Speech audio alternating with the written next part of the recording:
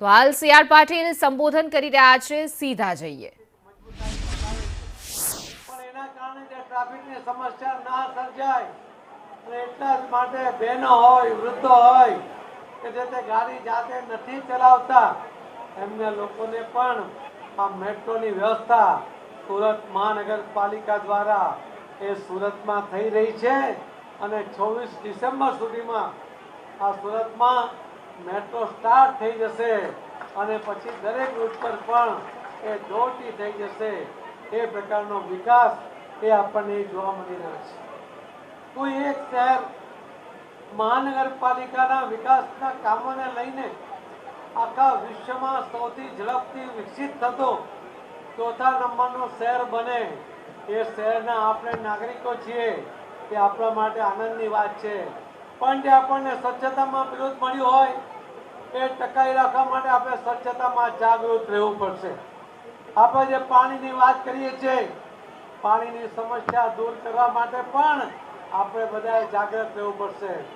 જરૂર કરતાં વધારે પાણી વાપરવું નહીં, જરૂર કરતાં વધારે પાણી હોય તેને વેડફવું નહીં, એની પણ ચિંતા બધાએ નાનપણથી બાળકોને સ્કૂલમાંથી શીખવવું પડશે। અને આજે અમારા મંત્રાલયની અંદર જળ શક્તિ મંત્રાલયમાં માનનીય પ્રધાનમંત્રી મોદી સાહેબના પહેલ પછી એમણે નાખેલી ટેલ પછી કે કર્મભૂમિથી માતૃભૂમિ કંઈક યોગદાન આપો।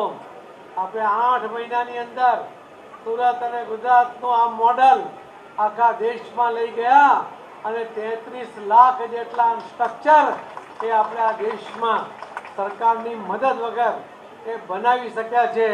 એ સુરત મોડલ અને ગુજરાત મોડલ આજે 33 રાજ્યોની અંદર 611 જિલ્લાઓમાં એ કાર્યરત થયું છે।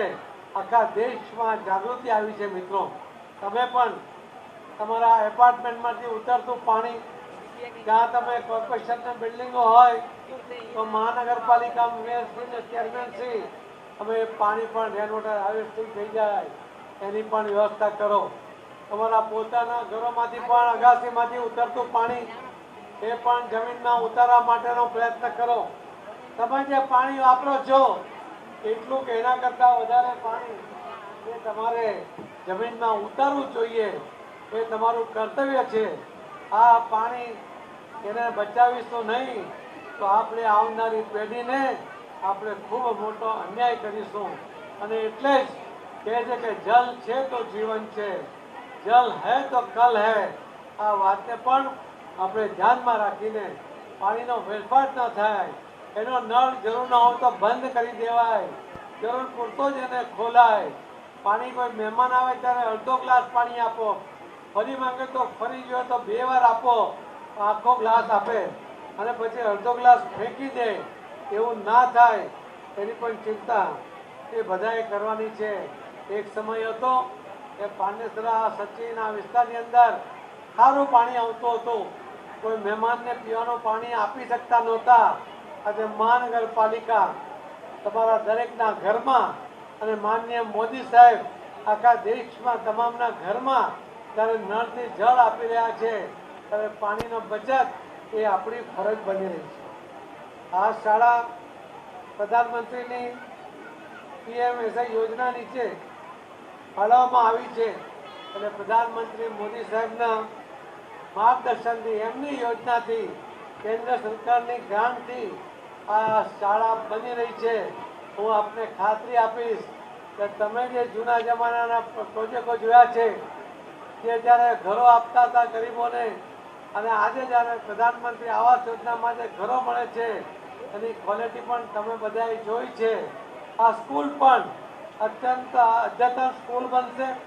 અહીં પૂરતા શિક્ષકો હશે, અહીં પૂરતું ઇન્ફ્રાસ્ટ્રક્ચર હશે અને બાળકોને ભણવામાં રસ પડે, બાળક અહીંથી ભણીને આગળ વધી શકે અને ખૂબ પ્રગતિ કરી શકે, આ દેશનું નેતૃત્વ કરી શકે એ પ્રકારની ક્ષમતા એનામાં હોય એ પ્રકારના બાળકો અહીંયાથી તૈયાર થઈને નીકળશે।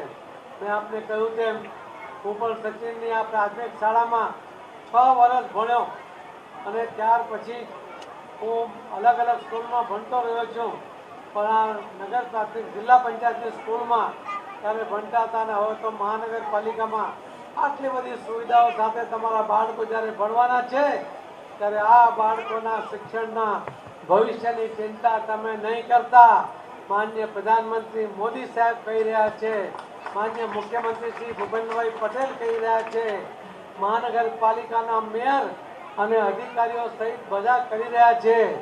તમારી ચિંતા એ અમારી ચિંતા છે. એ સંકલ્પ કરીને આપણે સારામાં સારું શિક્ષણ મળે.